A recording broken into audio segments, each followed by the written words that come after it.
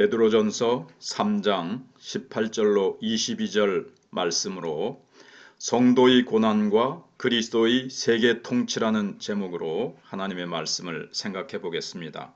먼저 본문 말씀을 봉독해 드리겠습니다.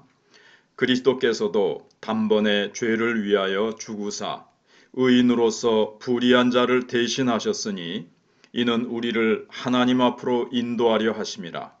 육체로는 죽임을 당하시고 영으로는 살리심을 받으셨으니 그가 또한 영으로 가서 옥에 있는 영들에게 선포하시니라.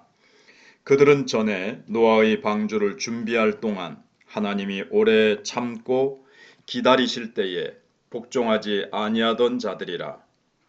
방주에서 물로 말미암아 구원을 얻은 자가 몇 명뿐이니 겨우 8명이라. 물은 예수 그리스도께서 부활하심으로 말미암아 이제 너희를 구원하는 편이 곧 세례라. 이는 육체의 더러운 것을 제하여 버림이 아니요 하나님을 향한 선한 양심의 간군이라. 그는 하늘에 오르사 하나님 우편에 계시니 천사들과 권세들과 능력들이 그에게 복종하느니라. 아멘. 성도가 선을 위해 고난받는 이유는 그리스도께서 우리를 위해 고난받고 죽으시고 부활하셨기 때문입니다. 부활하신 주님이 세상을 통치하시기 때문에 성도의 고난은 헛되지 않습니다.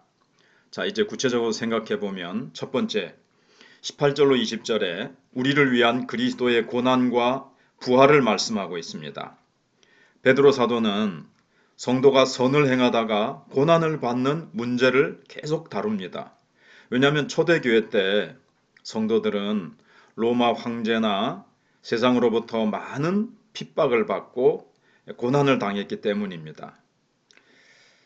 선을 행하다가 고난받는 것이 나은 이유는 그리스도께서 우리를 위해서 의를 행하다 고난받으셨기 때문입니다. 자, 뒤에도 나오지만 우리가 실수하고 내가 죄를 범해서 그 결과로 고통을 받는다면, 고난을 받는다면 그것은 결코 아름다운 일이 아니지요. 그러나 선을 행하다가 주님을 위해서 주님의 말씀대로 순종하려고 선을 행하다가 고난을 받는 것은 아름답다는 거예요. 그 이유는 그리스도께서 우리에게 그런 삶의 본을 보여주셨고 그리스도께서 그런 코스를 걸어가셨습니다.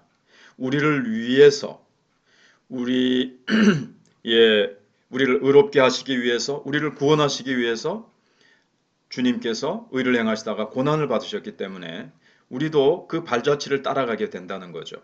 그래서 그리스도께서 죽으심으로 우리의 죄가 대속함을 받고 하나님과 멀어졌던 우리가 하나님께 인도함을 받았습니다. 그리스도는 성령의 권능으로 죽음에서 부활하셨고 옛 세상을 미혹하던 마귀의 권세를 깨부수고 심판을 선언하셨습니다. 여기 옥에 있는 영들에게 선포하셨다는 표현은 성경에서 최고로 이해하기 어렵고 해석하기 어려운 난해 구절입니다. 문맥에 비추어 보면 노아 시대에 불순종한 사람들을 지배하던 악한 영들에게 부활하신 주님께서 심판을 선언하셨다라는 의미로 해석하는 것이 가장 바람직해 보입니다.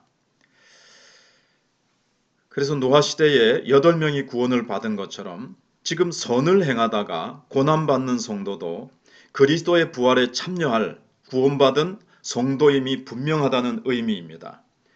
노아 시대 때 그 악한 세상에서 노아가 방주를 만드느라고 얼마나 참 고생스러웠겠습니까?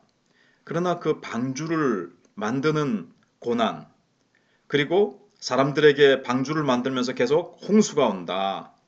하나님의 홍수의 심판이 내린다. 방주 안으로 들어와라. 심판을 대비하라. 복음을 전하면서 그 복음 전할 때 미친 영감 소리를 들었을 것이고 좀 미친 짓을 하고 있다고 조롱과 핍박을 비웃음을 받았을 거예요. 그러나 그것으로 말미암아 그 방주를 만들므로 말미암아 구원을 받았습니다. 지금도 우리가 복음을 전파하고 하나님 나라를 위해서 선을 행하다가 노아처럼 우리가 고난과 조롱과 비웃음을 받잖아요. 그것은 우리가 그리스도의 부활에 참여할 구원받은 성도임을 확증해주는, 그게 분명하다는 의미라는 겁니다. 우리는 고난받을 때 왜 나에게만 이런 일이 생기나 원망하지만 성경은 성도의 고난에 엄청난 의미를 부여합니다. 자, 한번 생각해 보겠습니다. 나는 의를 위해서 선을 행하다가 고난받는 것을 기뻐하고 감사하고 있습니까? 네. 내가 왜 의를 행하고 주님을 위해서 일하는데 왜 나에게 고난이 옵니까? 하나님 왜 막아주시지 않으시고 하나님 왜 도와주시지 않으십니까? 이렇게 혹시 원망하는 마음은 없었나요? 그것을 한번 돌아봅시다. 두 번째로는 그리스도의 세계 통치와 성도의 최종 구원입니다. 21절로 22절에 보시면 성도가 고난받는 중에서도 선한 양심을 지키며 선을 행해야 될 또 다른 이유가 있습니다. 첫째는 우리가 구원받을 때 세례를 통해 하나님과 언약한 내용 때문입니다. 노아 시대의 홍수에서 구원받은 사람들처럼 8명의 가족들처럼 우리는 물 세례를 통해 구원의 확실함을 보증받았습니다. 자, 노아 홍수를 생각해 보세요. 홍수는 물이잖아요. 그 물로 말미암아 안 믿는 사람들은 어떻게 됐습니까? 예, 죽었습니다. 근데 노아 가족은 물로 말미암아 배가 이렇게 둥둥 띄어져서 살았습니다. 그러니까 똑같은 물인데 한쪽은 물로 말미암아 죽었고 한쪽은 물로 말미암아 살았습니다.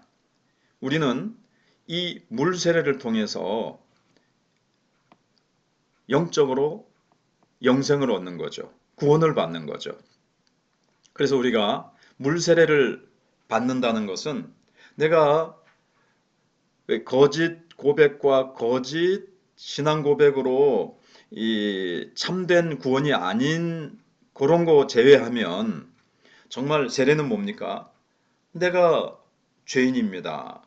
그리고 나는 그리스도와 함께 죽고 그리스도와 함께 다시 살아난다는 예수님의 십자가와 부활하심을 믿는 믿음을 고백할 때 세례를 주잖아요. 그러니까는 그 세례 받을 때 그것은 하나님의 언약입니다. 예수님께서 내가 내 피로 세우는 새 언약이라고 말씀하셨거든요. 그래서 예수님의 피를 믿는 믿음으로 세례를 받기 때문에 그 세례가 구원의 확실함을 보증해 준다는 것입니다. 그래서 세례는 우리가 죄에 대해 죽고 하나님에 대해 살아났다는 표시로서 이제는 불순종의 삶을 버리고 하나님 앞에 선한 양심을 따라 살겠다는 맹세를 포함하는 겁니다. 하나님, 제가 옛날에 하나님 불신하고 살며 나를 의지하고 살며 불순종하며 살았습니다. 근데 그 옛사람은 이제 장사 지냅니다. 그 옛사람은 내가 죽습니다. 하나님과 함께 예수님과 함께 살아나서 내가 하나님을 찾고 하나님을 사랑하며 하나님만 위해서 살겠습니다. 라는 맹세라는 거죠. 그래서 하나님의 은혜의 부르심이 먼저이지만 우리의 의지적인 선택과 믿음의 약속이 함께 있는 겁니다. 두 번째는 부활하신 그리스도께서 하늘에 오르셔서 세상의 모든 악한 권세보다 더 높은 자리에서 통치하고 계시기 때문입니다.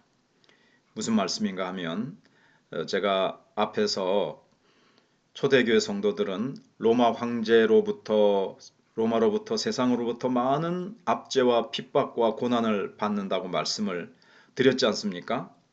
그래서 당장 눈에 뭐가 보이고 두렵고 눈에 보이는 사람을 바라보면 어떻습니까? 세상을 움직이는 최고 권력자가 성도를 핍박하고 있습니다. 그래서 그 악한 세력들에 대해서 두려워하고 위축될 수 있고 원망할 수 있습니다.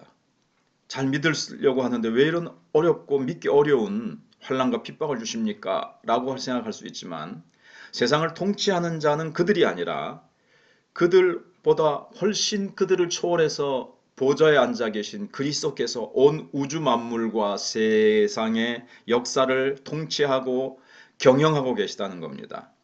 그래서 성도의 고난은 결단코 헛되지 않습니다. 그 고난을 주님은 아십니다. 아시면서도 보고 계십니다. 그리고 하나님께서 잠시 고난을 허락하십니다. 왜요? 그 고난이 우리에게 유익되고 주님께서는 고난을 통해서 하나님의 놀라운 일들을 이루어 가시려고 하는 겁니다.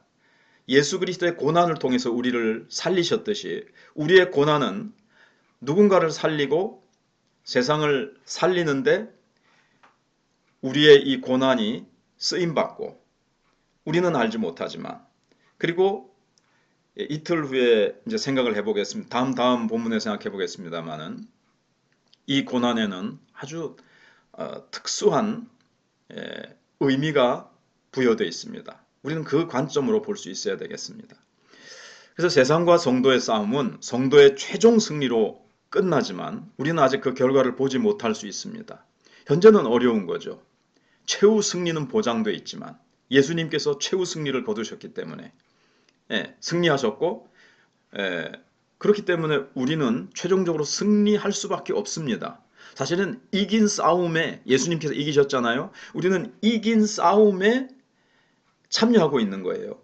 이길 싸움이 아니라 이미 이긴 싸움에 참여하고 있기 때문에 질까 승리할까 이런 저울질하거나 그런 두려움과 불안이 아니에요.